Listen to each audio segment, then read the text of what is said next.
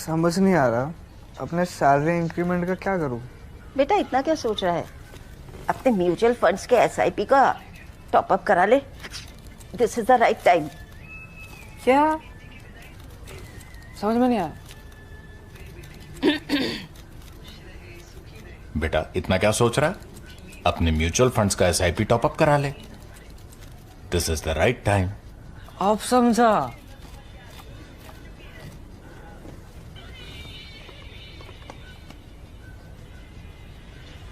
Mutual fund investments are subject to market risks. Read all scheme-related documents carefully.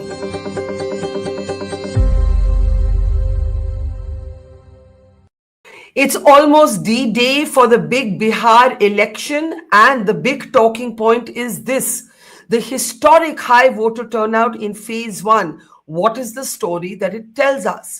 The Prime Minister says it means advantage NDA. Prashant Kishor and his party Jan Suraj also say that it indicates a sign of the voter wanting change. The opposition has not really made any bets on what this turnout tells us. With just a few hours to go for the second and final phase of voting and the exit polls to reveal their forecasts, we'll be talking in a moment from now to Yashwant Deshmukh, political analyst and the head of C Voter, to ask him for his perspective on who's ahead and who's behind. I'm Barkha Dutt, you're with the Mojo Story. The first phase of Bihar elections saw a historically high voter turnout. And the big question is what this means for the different contenders. Will women voters of Bihar be not the X factor but the Y factor? And will it be, as many political pundits suggest, an advantage for Nitish Kumar if the female vote has gone broadly in one direction? Remember, there is a 10,000 rupees scheme that the NDA is hoping will deliver the female voter. The opposition has called the scheme, quote unquote, bribery. Also, what happens to the big debate around vote chori? Rahul Gandhi did a big press conference in the middle of the Bihar campaign, but his focus was on Haryana, where he claimed the photograph of a Brazilian model had been entered 22 times in the electoral rolls to make the argument that not all is well with how elections are being conducted.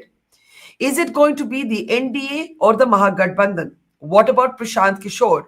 Prashant Kishor, who's made the argument that this time he will either sweep or be marginal. Ya arsh pe, ya farsh pe. Who will he damage more? He's reacted also to the high voter turnout, saying it indicates that the voter wants decisive change. The Prime Minister, in one of his public speeches, says that the voter turnout indicates that actually people don't want change. They're happy with what they have, that it's going to be the NDA that's back again. Yashwant Deshmukh is our newsmaker today. Let's welcome our favorite political analyst, the head of C Voter. His Bihar tracker has been so useful for all of us to learn from. Thank you, Yashwant, and welcome to the program. Let's start by asking you to talk about the voter turnout. There was a time in election analysis in India jab turnout bahut badi cheez mani jati thi. Then in the middle, pundits stopped reading too much into the voter turnout. They were not able to understand what it necessarily signified. A voter turnout, classically high voter turnout, can either mean pro-incumbency or it can mean a demand for change. It can actually mean either thing. So what, according to you, is this historically high voter turnout in Bihar telling us, especially when you juxtapose it with your Bihar tracker? Barkha, you are absolutely right. I mean, for almost like, I would say 50 years in electoral politics, a higher turnout almost always kind of synced with the anti-incumbent verdicts, But in the last 20 years, that thing started kind of deviating from the usual formula. And in the last 15 years, definitely we have seen all kind of verdicts, We have seen pro-incumbent and anti-incumbent verdicts with high turnout. We have seen pro and anti-incumbent verdict with a lower turnouts as well. Yeah. We have seen status quo turnout producing both sides of verdict. So Exactly. Very clear that I don't think now it would be right to say that high or the low turnout can anyway be attributed to any kind of verdict. Yes, scientifically speaking, what happens is that high turnout definitely means more enthusiastic voter, no doubt about that. Low turnout definitely means a less enthusiastic voter participation, and generally speaking, in a lower turnout, people which or parties who have a stronger grassroots network, they tend to benefit, because even in a very unenthusiastic crowd, they tend to pull out people from their homes more. So a cadre driven or the infrastructure driven or the money driven, whichever way you want to look at it, they tend to gain sometimes in the low turnout. But high turnout is something which throws the book out of the window. I mean, basically, which is something which is out of syllabus for everyone. Generally speaking, people try to say, "Ye hamare liye hai, ye hamare liye hai," this is because of that. Another thing which is very interesting, and that has happened in the 2011 onwards, and maybe directly or indirectly, some credit has to be given to Anna Andolan for that. Citizenship participation and that thing, and 2000 Anna Andolan onwards, 11 onwards, we have seen a very secular trend of higher turnouts across all the states. Yes, there are other things at play. I get it, but I would like to see it as a more evolved idea of citizenry. I mean, in that way that okay, we have more responsibilities being a citizen, and yes, definitely better turnout factors in terms of female voters. Now, when I say better, for 60 years, the historical data suggests there was a gender gap of turnout almost like 10%. Between 50s to right up to the next 60 years. And then the gender turnout gap started going down a bit. But in the last 10 years, the most remarkable thing that we have witnessed in India is that the female turnout now taking over the male turnout. Going beyond the male turnout. And that is a remarkable thing that we are witnessing, not just in the first phase of Bihar election, but also across many states that we have seen in the last 10 years. Now, that is something which I actually celebrate for a simple reason that it's not just about the gender parity, because there is a statistical issue out there, which I'm sure everybody is asking, and then you must have gone through many tweets and things about the baseline figures, and the baseline has changed. So this turnout has really increased, and blah, blah, blah, blah, blah. So, I mean, I know these are technical things, but they are very easy to understand. It's no big deal. No big deal. Thing is, keep the electorate gender skew separate from the voter. These are two different things. Electorate gender skew is... Explain this. Okay. Electorate is those who are on the roll. That is your electorate. Voter is who actually went out on the polling booth. Vote. Yeah. All right. These are two different things. Okay. Now, say, I mean, we are discussing Bihar, so I will give you an example of Bihar, which will become very easy. Now, in Bihar, in the electorate, it is not 50-50. It is 53 male and 47 female. And that has been a skew for a really long time. Earlier, it used to be even more. 20 years back, it was 55-45. With the gender gap reducing, it became 53 and 47. So in every 100 voters, male voters already have a kind of a 6-point lead over the female vote as far as their just presence in the electoral roll is concerned. Okay. Now we are talking about turnout figures. So when you get male and female turnout figures, that means male turnout, suppose male turnout in our figure, what we have from the booths and in our C-Voter network feedback, 62% male turnout has happened, approximately. Yeah. All right? Out of 53 males, 62% of that male voter has gone out to vote. All right? Approximately 69% is turnout of the females, as per our data. Now that means 69% of those 47 females, they have gone to vote. Okay. So the females have almost 8 point, approximately 7 to 8 point lead as far as turnout is concerned. But the males have 6 point lead as far as the sheer size is concerned. So basically, put simply, there are more men registered to vote, but in actual fact, a higher percentage of women who are registered come out to vote.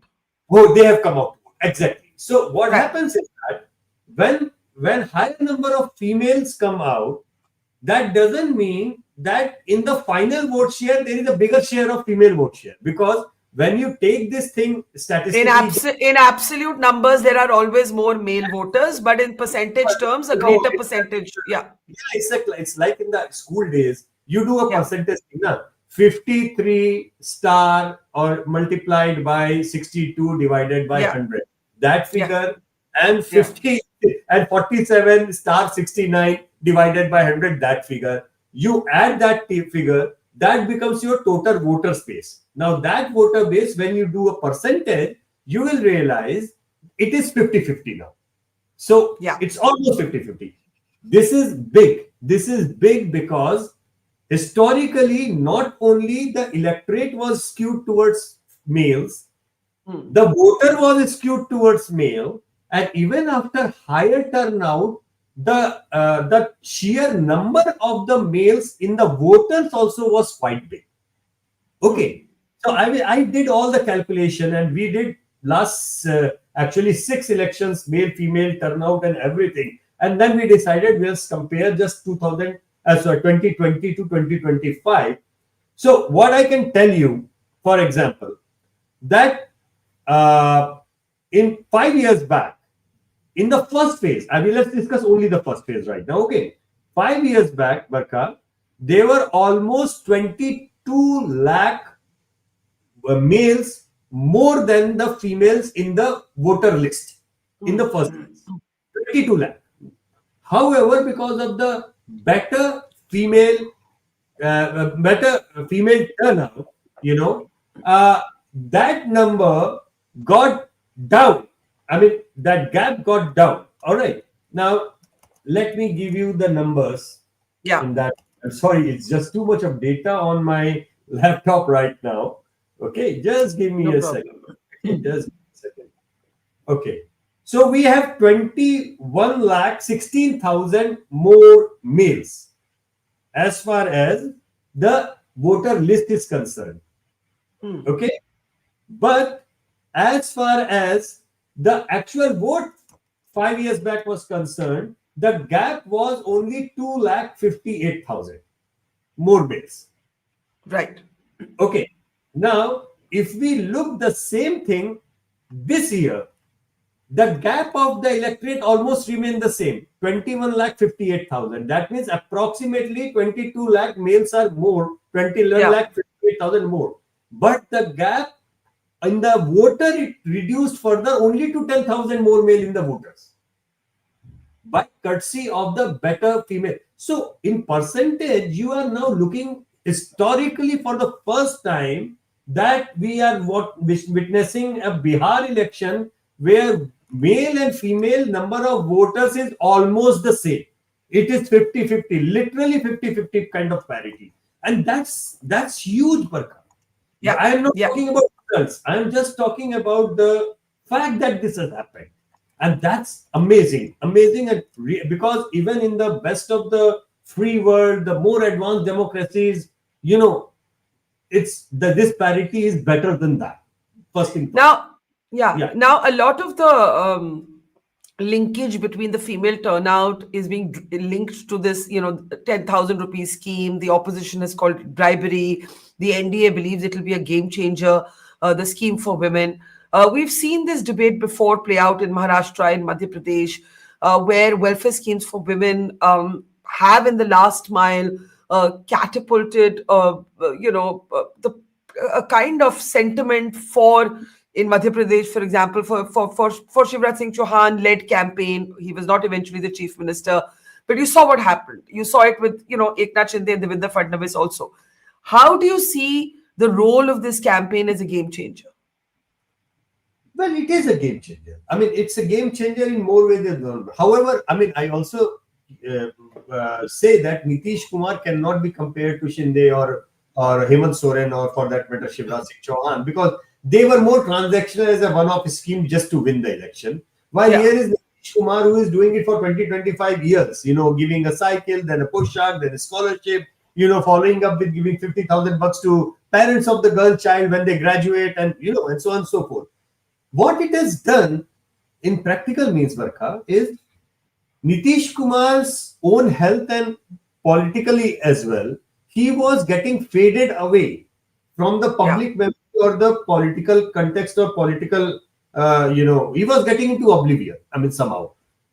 This scheme has kind of rebooted the system, particularly the fields.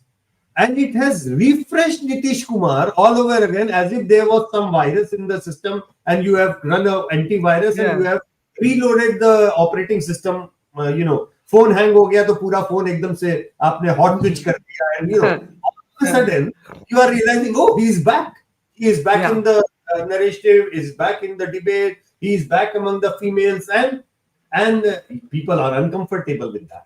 Everybody, including the BJP, everybody is uncomfortable with that. Not only the RJD. So, because rumor to ye bhi tha that the BJP could in an NDA win, the BJP could marginalize Nitish, but a rebooted Nitish is not so easy to marginalize. So I was told the game plan was something like that BJP will get 80-90 seats and Nitish will be to sub 30s, and then all of a sudden with Chirag and everybody, the Maharashtra will be repeated. That was And there was a merit to these arguments, the way the BJP was so hesitant to declare Nitish Kumar as the face.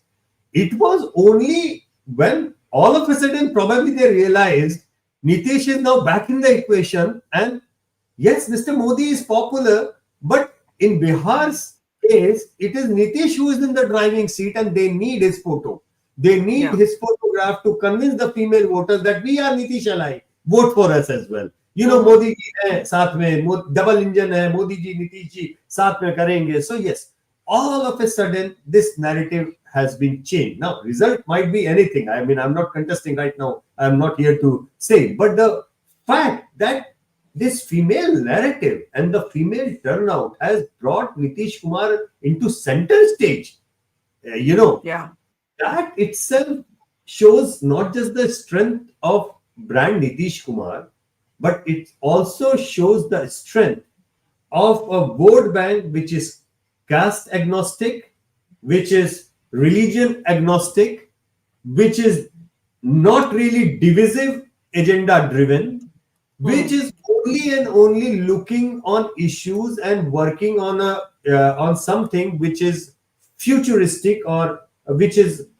more future driven. The last time this happened was his cycle scheme. If you remember, when he gave cycles, prohibition was another scheme of his, contentious. You and I may have different opinions on it. Prashant Kishor certainly has criticized it, for example. But it was once again a scheme to court women, right? Nitish Kumar has had two kinds of voters, the extreme backward classes and the female voter. But he is, as you said, here in this scheme, transcending caste, religion, all divides. The only other person who says he's trying to do that is Prashant Kishor. It's very interesting, who is a former colleague of Nitish Kumar and has also run his campaigns. When you say Nitish is back in the game, do you think that fatigue factor with Nitish, that your own tracker reflected? Your own tracker has reflected that, Tejashwi was at the top of chief ministerial favorites and Prashant Kishor had actually overtaken Nitish Kumar in those popularity ratings. Now we're on the eve of the election. How do you see this rebooting of Nitish? That fatigue has gone, or it's too early to say? Fatigue is gone among the female voters. The fatigue is there among the male voters for sure. That is still there. See, what has happened is that this entire thing, for example, prohibition. Now, when you see on the ground, largely when you talk to male voters, they are all critical of prohibition. Almost all. Very difficult to find anti-prohibition voices among the males for obvious reasons. But the female sentiment is not the same. I have seen. I mean, many people say, नहीं ऐसा नहीं, आप बात कीजिए. अब तो दारू और भी महंगी हो गया है और तबीयत खराब हो जाता है पी करके, वैसा वाला दारू और वो ऐसा है वैसा है. But when we check with the females, they are not saying the same thing.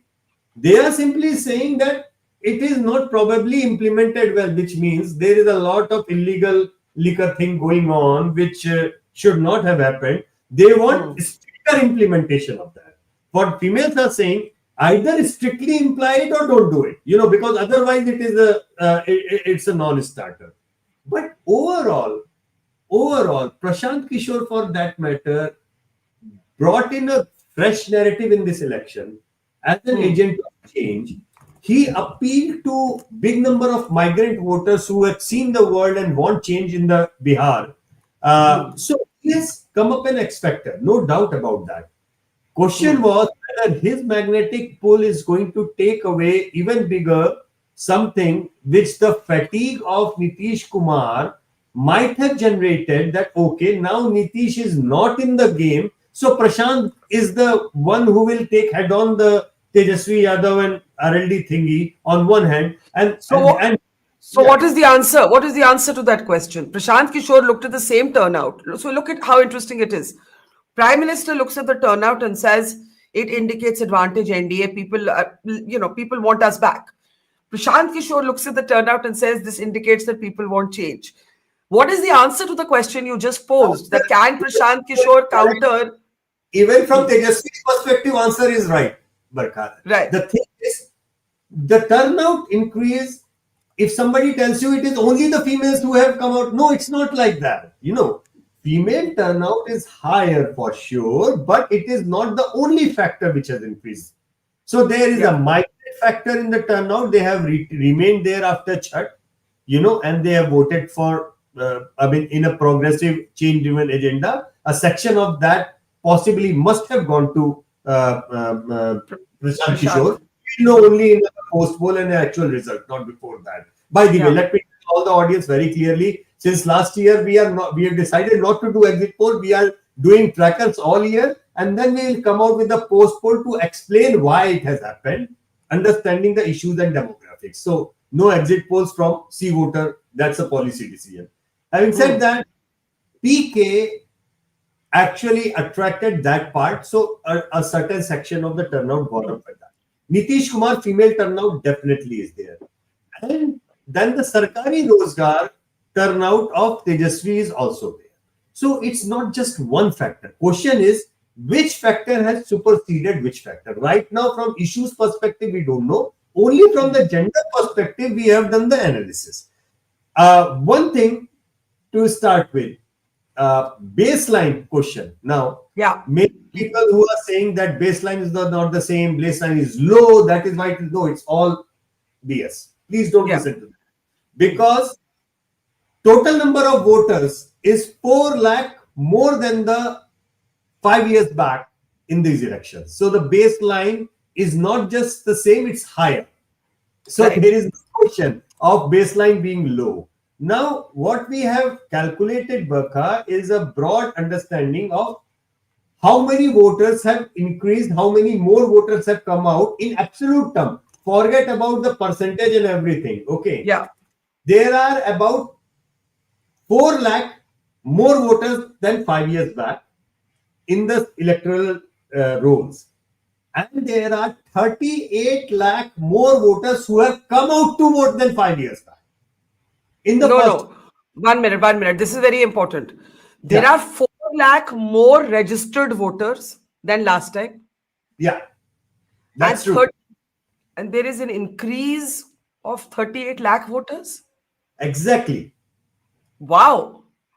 That's what is interesting. Suppose if you don't look at the fact that 4 lakh more voters there, suppose if the voter list is the same, then the sheer fact that 38 lakh more people have come out to vote, that tells you the kind of enthusiasm and excitement around these elections that is. Now, issues and other things we do not know who has voted for that, but gender-wise, out of these 38 lakh, almost about 20 lakh voters are females and 18 lakh are males. I want to say this again because it's such an interesting data point. 4 lakh more voters overall are registered compared to 2020. Yeah. But in those who are voting, when you compare the people who actually go out and vote, 38 lakh more Biharis have voted than in 2020. Exactly. Now this I mean, that is extraordinary. That's an extraordinary number. That's extraordinary. Out of these 38 lakhs, what we could split in our analysis so far is only one thing. 20 lakh are female and 18 lakh are males. All right. Right. Now, we know the enthusiasm of the female voters for sure. In the male voters, there would be new voter, there would be migrant voters, there would be sarkari naukri ka wada wala voters, there would be anti-incumbent voters as well. I mean, largely speaking, you know. So it's not just Nitish Kumar's 10,000 that has got the turnout up. It's a mix of, and that's a success of campaigns. So it's a well fought election. Everybody has managed to bring the vote out. Everybody, all the entities have managed to create a greater enthusiasm among the voters of Bihar. Exactly. So it's a well fought election so far. It's a well contested election, and campaigns have worked well, I would say, all across. So there is, I can't even say that any campaign is failed. I won't say even Rahul Gandhi's campaign is a failure because I don't know. I mean, how many of these have actually come from that? Yeah, we don't know. Yeah. We don't know. Largely speaking, I would like to believe that Nitish Kumar thing has worked more in the females. I would like to believe that your Badlao ki Rajniti of Prashant Kishor and Sarkari Naukri ka Vaida with by Tejashwi, vote chori of Rahul Gandhi, this would have driven. You know, let me read out a funny comment from one of our regular viewers, Prasad. He says, Barkha, if 38 lakh more voters turned out in Bihar this time, that's the entire electorate of New York City from last Tuesday that turned out in Bihar. And we are still talking only of phase 1. Astounding. That's right. That's right. I don't know if Mr. Mamdani would be humbled with this fact or not. But anyways, that pretty much sums it up. Correct.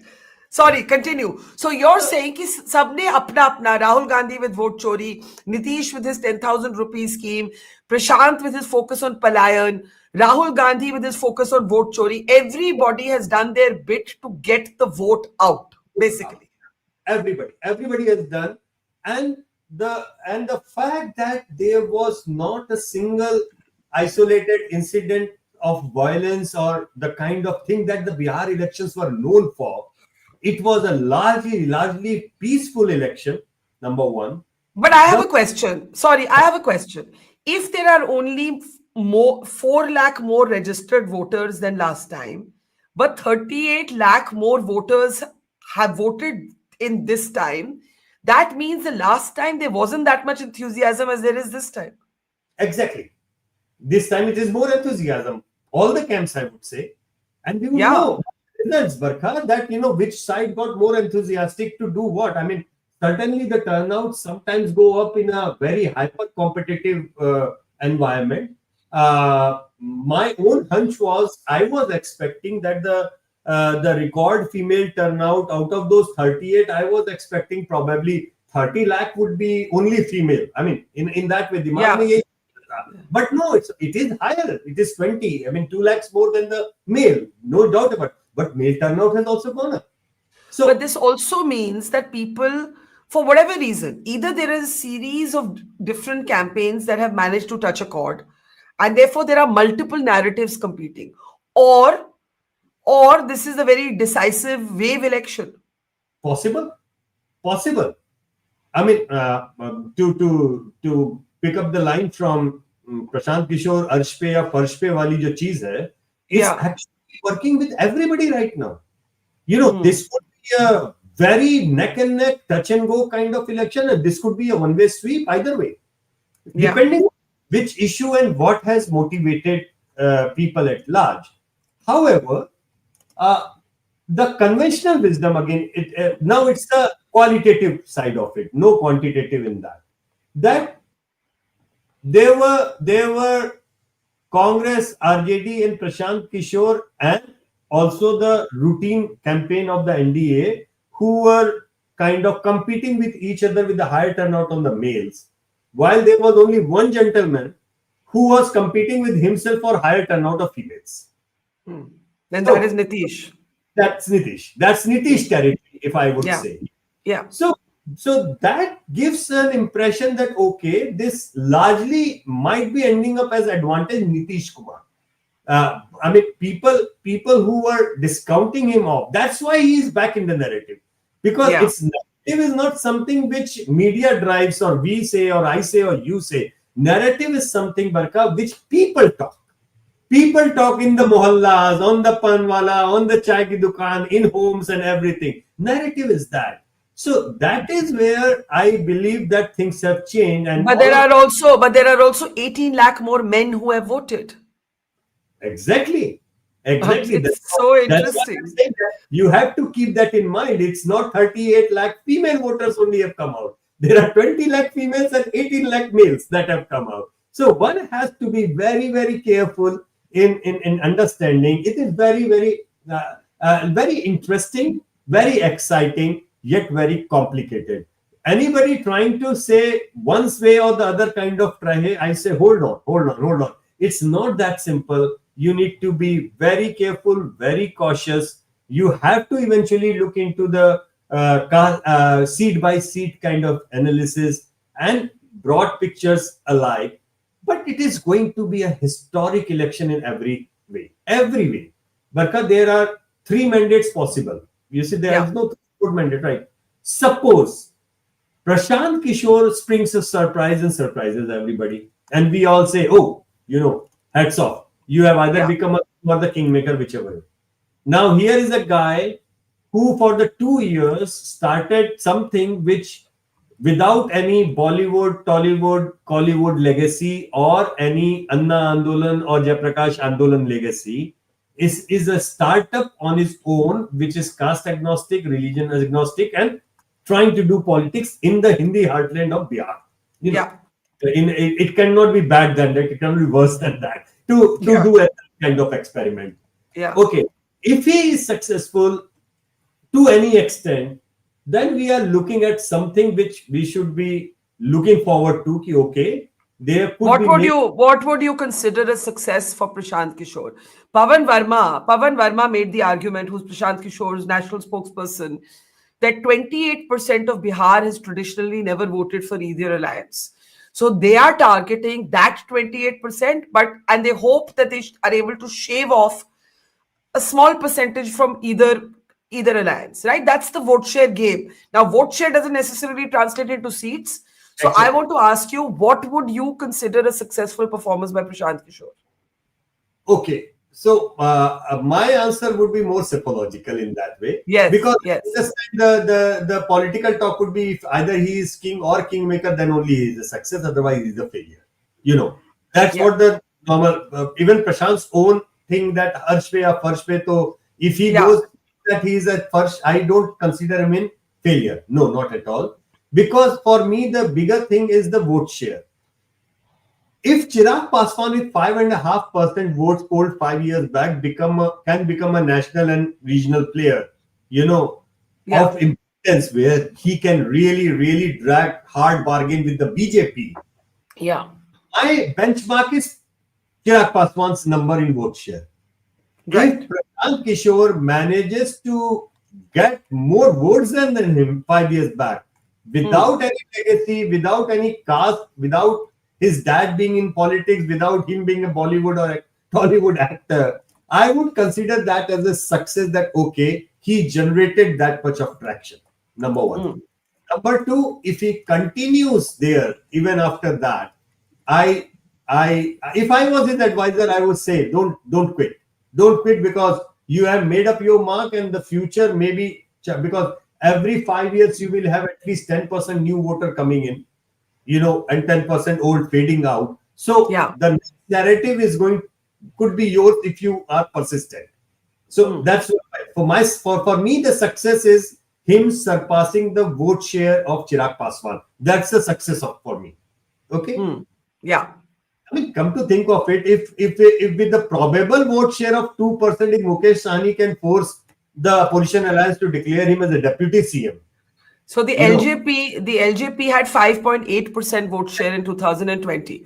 You That's are why- saying if Prashant Kishor gets 6% of the vote share, you'd consider it significant. I will consider him a success, because that means nobody can in future election or anywhere ignore him or kind of think that okay, he is useless, he is going to figure away. No, because his vote bank is coming to him with an idea of change which doesn't go away. It's not something that they will go back to caste-based orientation just because he is unsuccessful. So Right. if he and every 5 years there would be new catchment of 10% electorate adding up in Bihar and every other state, which will be more open to his agenda than any other caste-driven or routine agenda. So my benchmark is that he should surpass what Chirag got last time. Okay. All right. So that is Prashant Kishor. That's one scenario. Now you said there are 3 scenarios possible. Second scenario, Tejashwi becomes the chief minister. If Tejashwi becomes the chief minister, then the biggest question of the hour, that is unemployment, will take the center stage. Nobody can then rub it up, nobody can wipe it out, nobody put under the rug, nothing. It Okay. will become the kind of thing which every politician, every government, every opposition politician will have to address, think about it. Only trouble with that is his solution for that problem right now doesn't seem to be coming from a very good fiscal prudence and an upside down solution which would increase the industrialization and generate jobs and other things. It comes more from the freebie kind of a system, and that too an unsustainable one, because 2.5 crore नौकरी हवा से नहीं आएगी सरकारी. That sheer number of sarkari naukri is mind-boggling, which is unsustainable even for a class 5 grade student's calculation, that it's not sustainable, right? Yeah. People, when they will look at him that okay, ऐसा करने से हम election जीत सकते हैं, then every other politician will start following that. And it's like that kind of a syndrome where Labharti Yojanas, even though Prime Minister tried his best to campaign against Revdi culture, but eventually his own party started doing the Revdi culture, right? Because of the electoral compulsion. So if Tejashwi wins, he is going to open a floodgate.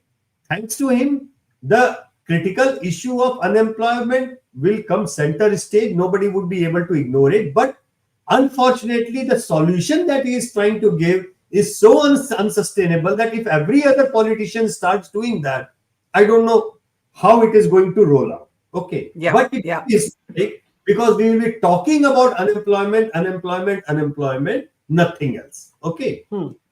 Third solution, third probability, Nitish Kumar becomes the chief minister. And if that happens, then it will be, historic in multiple frameworks. Multiple frameworks. First of all, it will announce the definitive arrival of India's biggest vote bank. That is the female vote bank. Definitive arrival. Just the way if Tejashwi comes in, it will be announcement of the definitive vote bank of Gen Z coming into the center stage. Yeah. It will be like no other election will ever be the same again if Tejashwi comes in. If Prashant comes in, no other election will be the same again. And same goes with Nitish Kumar. If Nitish Kumar comes in, then all the historic traditional equations of caste and religion and those kind of calculus will be out of the window. Because then we are looking at almost like 47-48% of Indians who are not driven by caste and religious equations, who are issue centric, who are more focused on the future, and who have a capacity to come out in even bigger numbers to cover up the gender gap. I would be delighted if that happens, because I think for too long, we have assumed women vote the same way as the men in their house. Women are not, and are never their own minds. So it would be actually wonderful if women are able to assert their own political relevance as voters.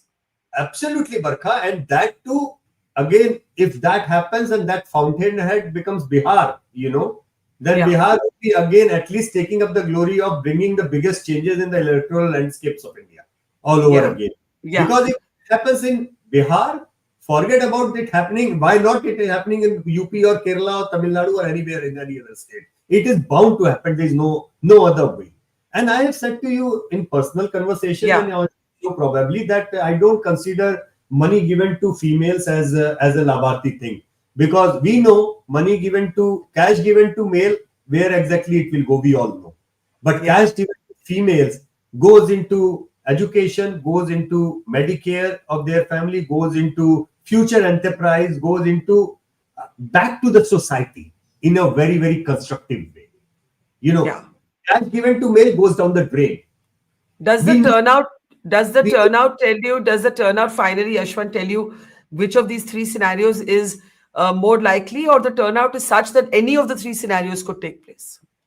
Honestly speaking, just looking at the scenario, any of the three is a probability in that way. Amazing. So if it is a very close contest, I don't really see Prashant Kishor doing something like Arvind Kejriwal.